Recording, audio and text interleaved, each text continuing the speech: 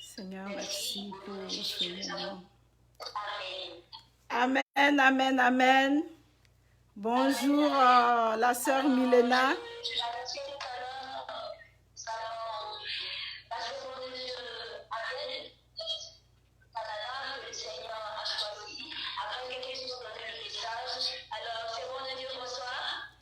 Bonsoir, servante de Dieu, Milena.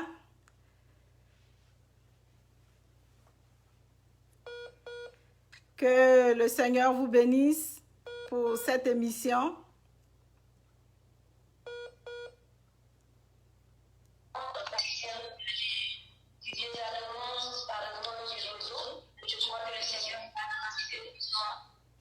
Effectivement, on voit que le réseau déconne un peu, mais c'est pas grave. On va faire l'enseignement pareil et puis je pense que c'est pas grave.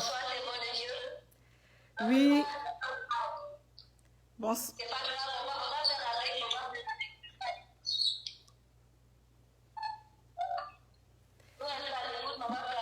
Ok, il n'y a pas de problème. Merci beaucoup de me faire ce privilège-là pour parler, en tout cas en direct de votre radio. C'est vrai que le réseau déconne un peu, mais on va faire avec. Et puis, ce qui serait important, c'est vraiment l'enseignement qu'on veut véhiculer ce soir. Et je pense que les autres jours seront peut-être encore meilleurs pour qu'on puisse vraiment être au parfum de ce beau message, pour que tout le monde puisse profiter de ce beau message. Sans vraiment tarder, je vais commencer. D'abord, je dis bonjour à tout le monde, à tous ceux qui seront connectés, à tous ceux qui vont suivre l'émission aussi. Je leur dis bonjour. Et aujourd'hui, le thème que nous allons aborder, c'est vraiment l'importance du respect familial. Et l'importance du respect familial, on va vraiment parler ensemble, on va voir ensemble pourquoi est-ce que Dieu a instauré la famille, la cellule familiale, et quel est le rôle aussi de la cellule familiale au niveau sur la terre. Et d'abord, pour commencer, nous allons dire d'abord que ça fait partie des 10 commandements que Dieu a donnés à Moïse. Et c'est le 5e commandement parmi les 10 commandements. Dans les 10 commandements, nous voyons d'abord que les 4 premiers commandements parlent d'abord de notre relation avec Dieu.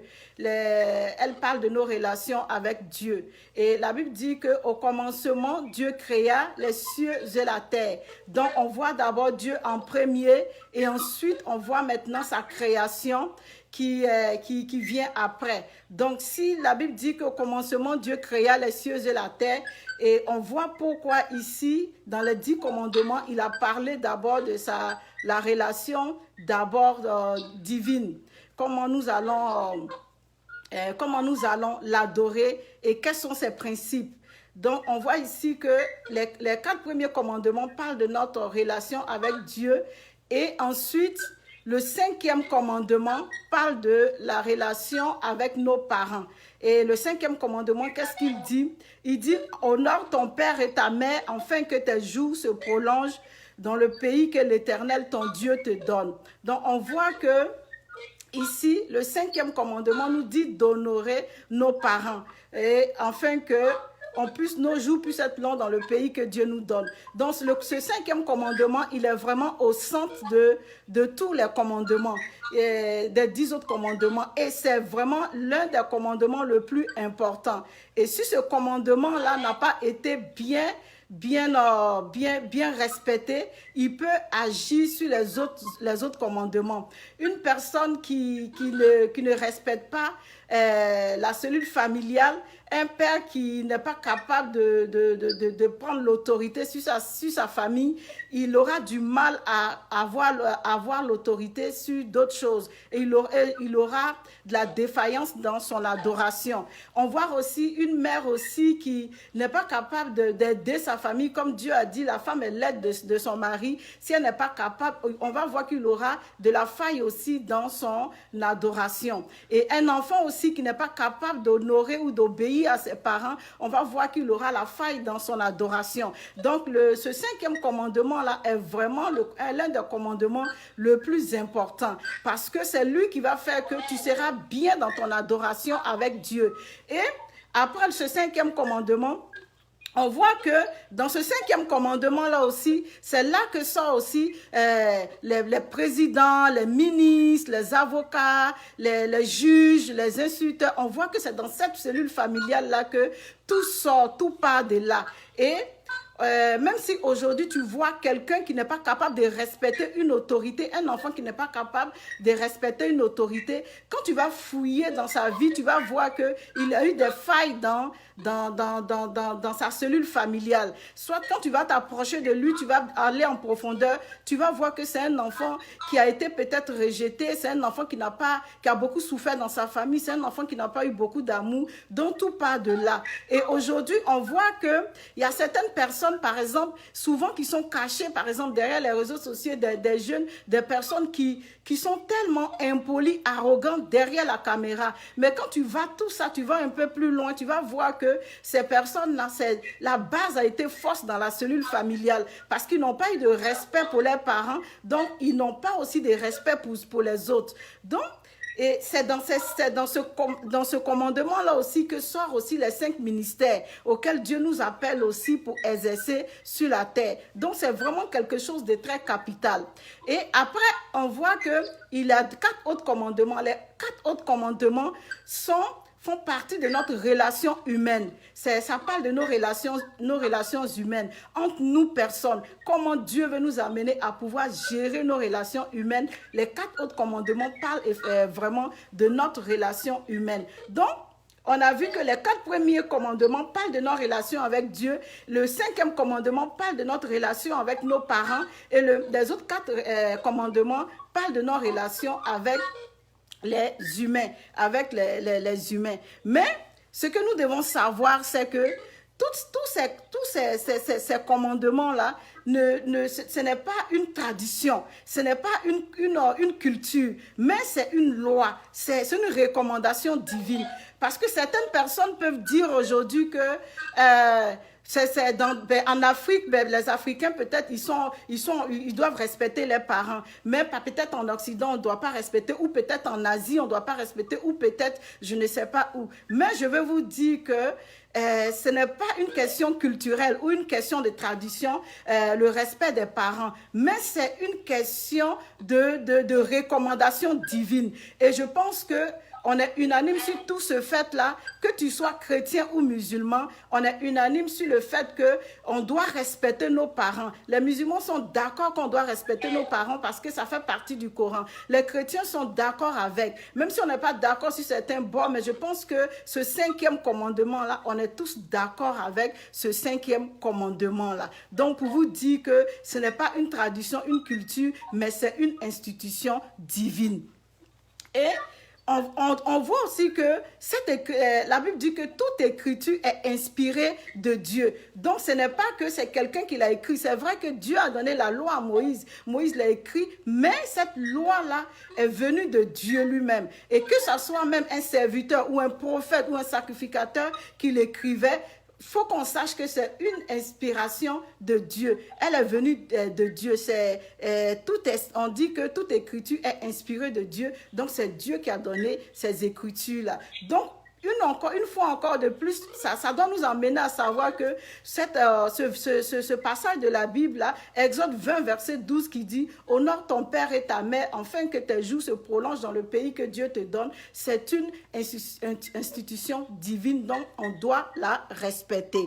Et la Bible dit aussi dans Deutéronome 27, verset 16, il dit « Maudit soit l'homme qui traite son père et sa mère avec mépris. » Et tout le peuple répondit Amen. On voit ici que traiter quelqu'un avec mépris, c'est rejeter cette personne, c'est dénigrer cette personne, c'est rabaisser cette personne, c'est déshonorer cette personne. Et la Bible dit, maudit soit celui qui traite son père ou sa mère avec mépris.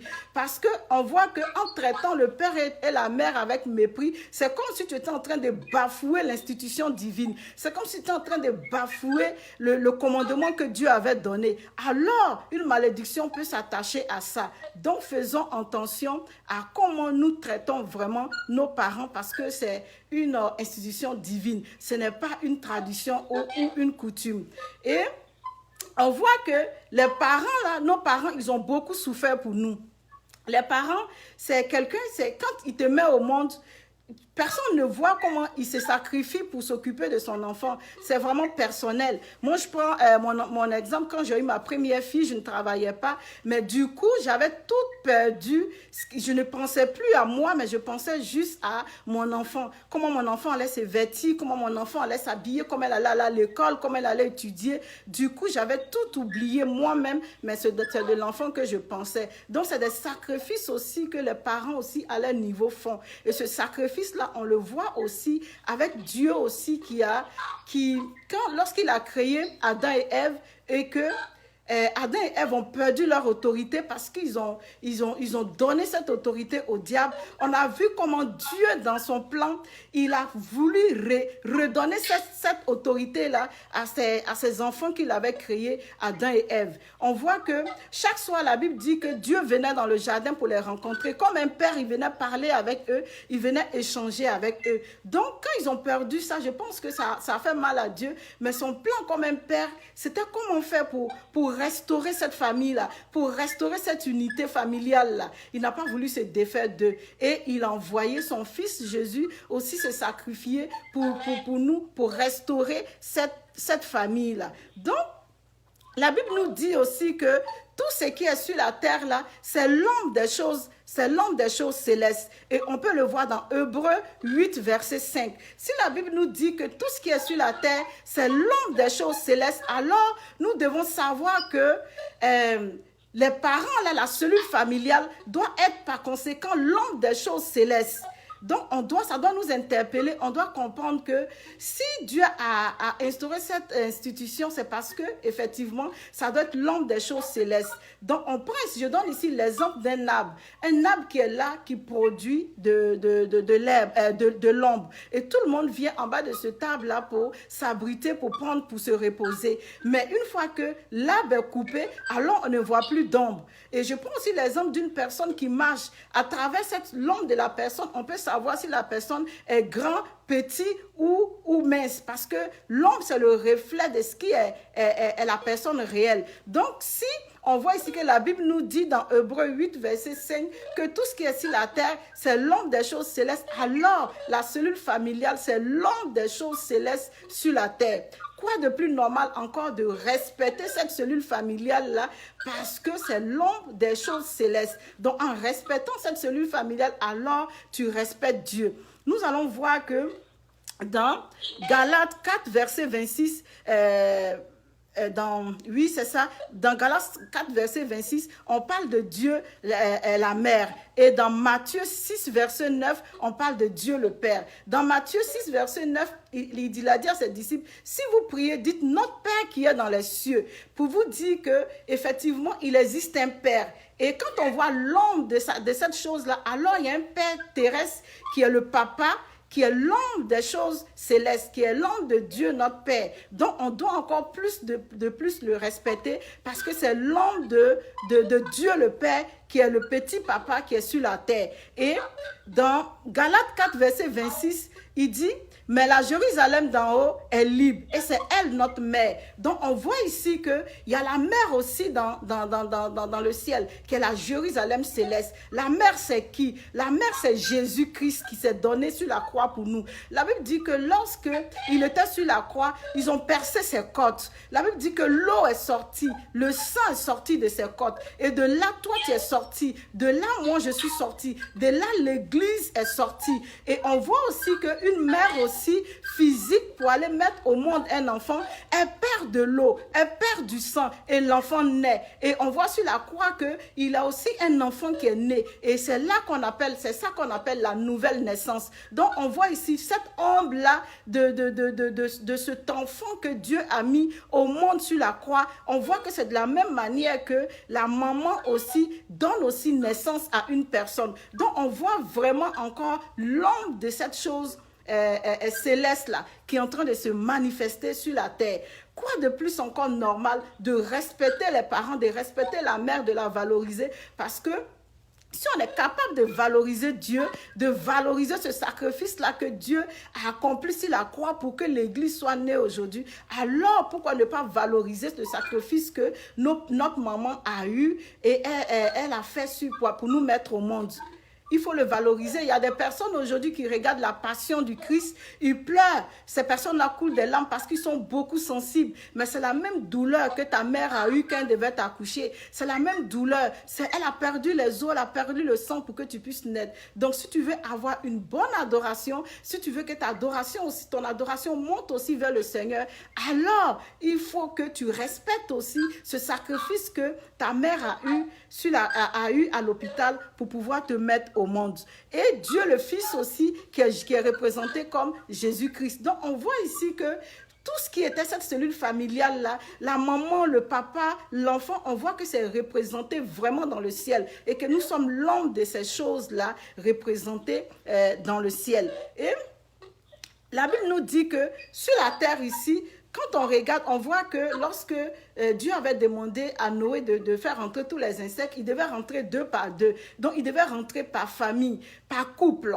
Donc, sur la terre ici, il n'y a pas une seule espèce humaine, espèce aussi animale, qui n'a pas de famille. Bien vrai qu'ils n'ont pas de conscience peut-être pour retrouver leurs parents après, mais ils ont une famille. C'est parce qu'il a eu un mâle, c'est parce qu'il a eu une femelle qu'il a eu fécondation et ils ont produit, ils ont fécondé et un petit animal. Donc, pour vous dire qu'eux aussi, là, ils représentent aussi le système céleste qui est le système familial. Donc, à travers eux, Dieu aussi veut aussi représenter le système familial céleste.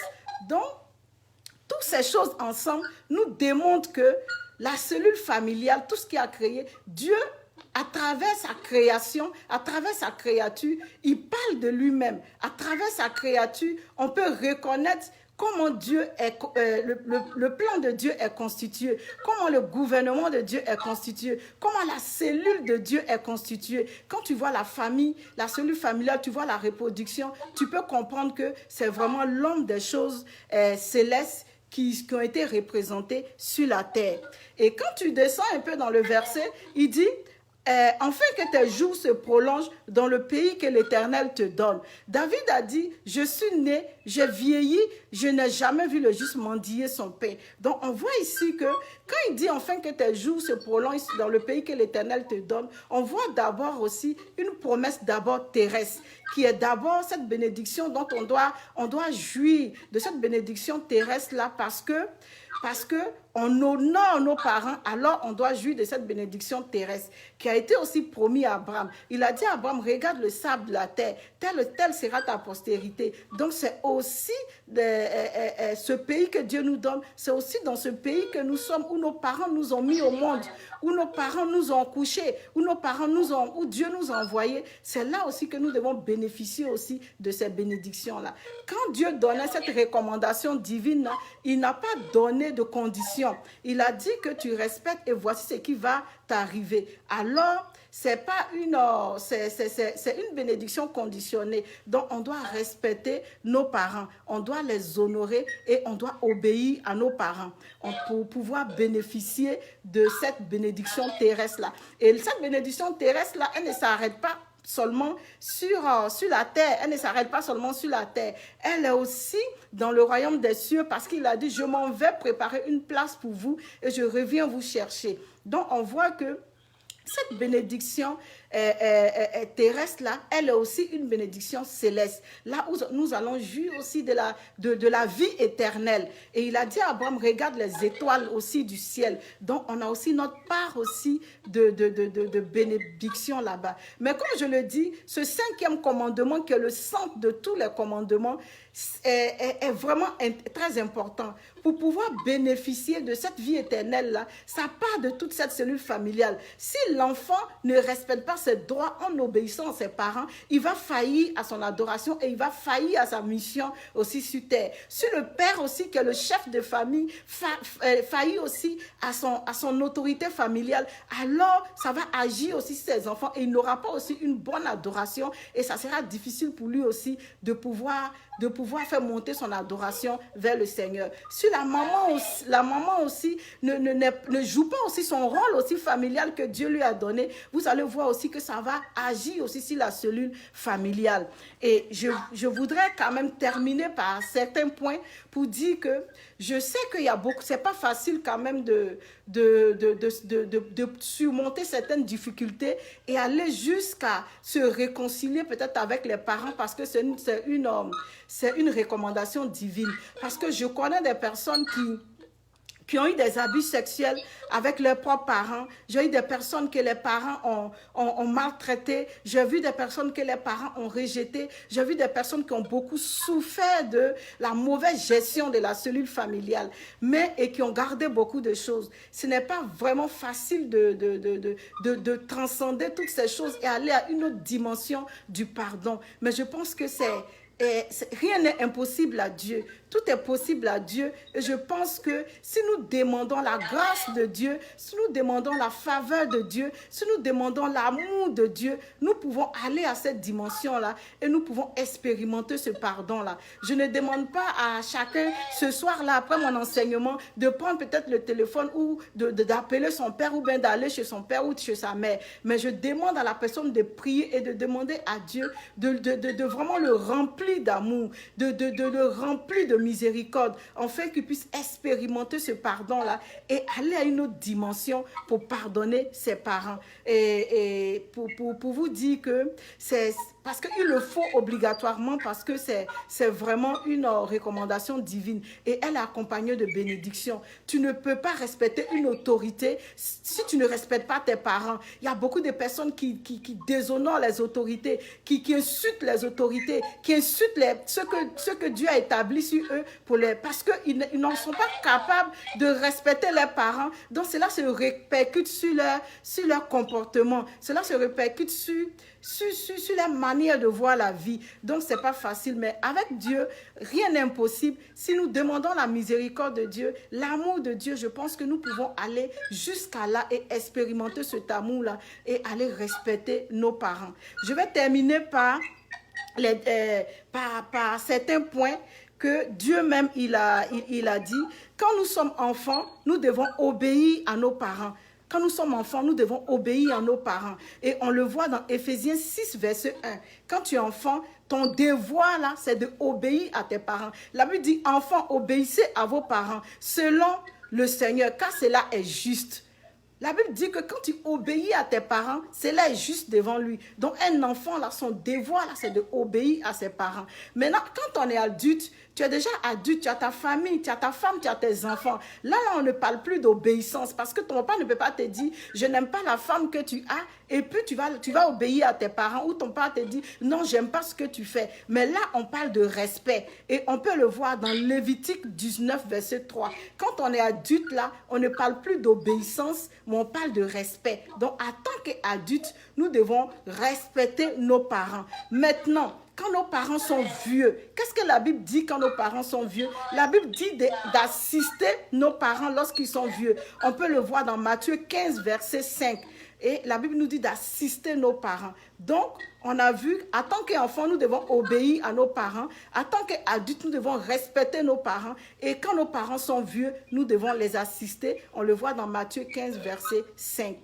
Donc, sur ce, j'aimerais terminer Merci beaucoup.